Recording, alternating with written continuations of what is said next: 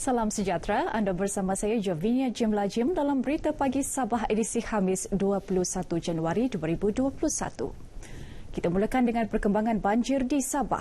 Setakat pukul 8 malam tadi, jumlah penduduk terjejas banjir di 4 daerah yang ditempatkan di Pusat Pemindahan Sementara PPS berkurangan kepada 413 orang berbanding 642 orang pada pukul 4 petang semalam. Kesemua mereka daripada 126 keluarga dari 111 kampung kini berada di 6 PPS iaitu 2 PPS di Beaufort, 2 PPS di Kota Belud serta masing-masing 1 PPS di Papar dan Tenom. Menurut kenyataan Sekretariat Jawatankuasa Pengurusan Bencana Negeri, 5 lagi PPS ditutup melibatkan 2 di Tuaran, iaitu PPS Dewan Tun Hamdan dan PPS SK Pekan Tuaran, serta 3 di Kota Belud, iaitu PPS Dewan Masyarakat Tun Said, PPS Dewan Kampung Lentigi dan PPS Dewan SK Tamau. Beaufort merekodkan jumlah tertinggi penduduk terjejas di PPS iaitu 217 orang diikuti Kota Belud 129 penduduk, Papar 41 penduduk dan 26 orang di Tenom. Kerajaan negeri akan memohon peruntukan dari Kerajaan Persekutuan untuk membaiki kawasan letak kereta di Taman Kinabalu Kundasang yang runtuh pada Selasa lepas. Kementerian Kerja Raya Sabah akan menyediakan anggaran kos peruntukan kerja-kerja pembaikan untuk dikemukakan kepada Kerajaan Persekutuan. Timbalan Ketua Menteri Sabah Datuk Seri Bung Mokhtar Radin berkata walaupun ianya tidak melibatkan jalan utama antara Kota Kinabalu ke Ranau, namun kesan jangka panjang runtuhan tersebut boleh menjejaskan jalan utama jika tidak dibaiki segera. Kerja pembaikan juga perlu dilakukan segera kerana kawasan berkenaan menjadi tumpuan pelancong selain tempat meletakkan kenderaan bagi pengunjung Taman Kinabalu. Katanya Jabatan Kerja Raya JKR telah pun memasang papan tanda amaran selain melakukan penyelenggaraan sementara bagi menghalang runtuhan tersebut memberi kesan kepada jalan utama. Datuk Seri Bung Mokhtar yang juga Menteri Kerja Raya dalam kenyataan media mengingatkan orang ramai agar berhati-hati sekiranya menggunakan jalan alternatif di Jalan Bundu Tuhan, Kina Saraban. Mengenai runtuhan jalan antara Paitan Kanibungan yang melibatkan bangunan loji rawatan air Paitan, Datuk Seri Bung Mokhtar memberitahu JKR akan menggunakan peruntukan kecemasan untuk memperbaiki jalan tersebut. Setakat ini, beliau menerima laporan hanya kuartus loji air mengelongsor akibat runtuhan tersebut, sementara loji rawatan air masih boleh berfungsi. Susulan kejadian tanah runtuh di Jalan Paitan Kanibungan di Beluran, satu laluan alternatif dibina dengan kos RM30,000 bagi memudahkan pengguna jalan melalui kawasan itu sementara menunggu pihak Jabatan Kerja Raya dan Konsesi membaiki jalan tersebut. Anggota Dewan Undangan Negeri Adun Sugut, Datuk James Ratib berkata ia bagi memudahkan penduduk mengeluarkan hasil pertanian selain berurusan di Beluran, Sandakan dan Kota Marudu. Tanah runtuh ini lebih kurang 200 kaki. 200 kaki ataupun lebih kurang 100 meter dia punya jauh daripada yang tanah runtuh. Dan untuk permulaan ini kita telah pun minta mana-mana jenis mesin jendera yang ada di kawasan ini supaya dapat membantu membuat laluan alternatif. Beliau ditemui media ketika melakukan tinjauan ke kawasan tanah runtuh di Jalan Paitan Kanibungan. Kejadian yang berlaku pada pukul 11.30 malam Selasa lalu mengakibatkan loji penapis air milik T-Match Water Sendirian Berhad mengalami kerosakan. Tindakan awal meletakkan papan tanda jalan ditutup serta meletakkan flag sebagai pemakluman pengguna di laluan berkenaan dilakukan. Pemantauan selama 24 jam juga dilakukan pihak konsesi. Ketika ini pengguna laluan tersebut boleh menggunakan Jalan Kota Kinabalu Lama sebagai laluan alternatif. Seterusnya, situasi COVID-19 di Sabah. Setakat semalam, seramai 36 pelajar disahkan dijangkiti COVID-19 melalui saringan COVID-19 ke atas pelajar calon Sijil Pelajaran Malaysia SPM dan Sijil Tinggi Persekolahan Malaysia STPM yang dibenarkan balik ke asrama mulai 16 Januari lalu.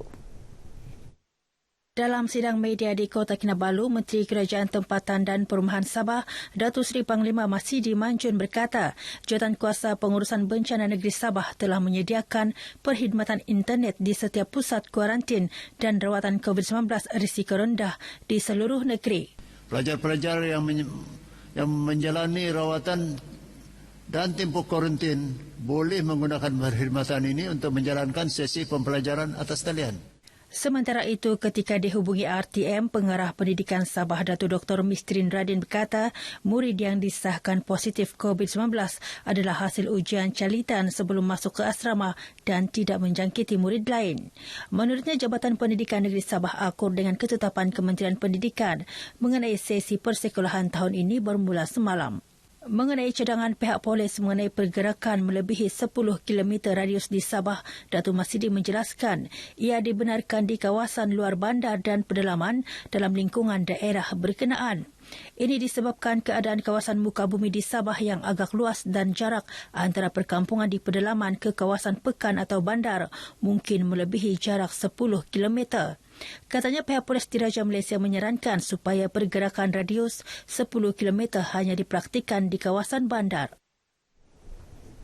Dalam pada itu, Datuk Masidi berkata peningkatan jangkitan kes positif COVID-19 di Sabah dalam masa terdekat ini berkemungkinan besar adalah kesan daripada ketidakpatuhan terhadap prosedur operasi standard SOP yang berlaku pada penghujung tahun 2020.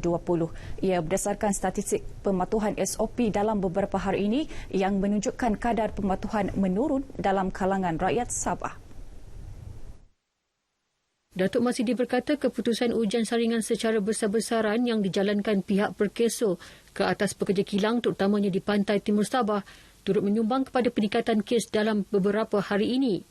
Sebelum itu katanya kerajaan berharap agar pelaksanaan Perintah Kawalan Pergerakan dapat membantu melandaikan lekuk jangkitan COVID-19 di Sabah. Oleh itu Kerajaan Negeri Sabah bersama dengan Jabatan Kesihatan Negeri Sabah akan sentiasa mengingatkan keseluruhan masyarakat untuk sentiasa mematuhi SOP yang telah ditetapkan oleh kerajaan dalam tempoh PKP dalam usaha untuk mengekang penularan COVID di negeri Sabah. Katanya sebanyak 406 kes positif baharu COVID-19 semalam menjadikan jumlah kumulatif sebanyak 45,008 kes. 3 kes kematian iaitu 2 kes di Sandakan dan 1 kes di Kota Kinabalu. Sementara itu 2 kluster baharu direkodkan semalam. Seramai 416 pesakit sembuh dengan jumlah kumulatif sembuh 40,549 orang, manakala 2,926 pesakit sedang menerima rawatan. Pakej Bantuan Perlindungan Ekonomi dan Rakyat Malaysia Permai yang diumumkan Perdana Menteri Isnin lalu disifatkan sebagai bukti keprihatinan kerajaan terhadap keperluan rakyat yang berhadapan kesukaran susulan penularan pandemik COVID-19.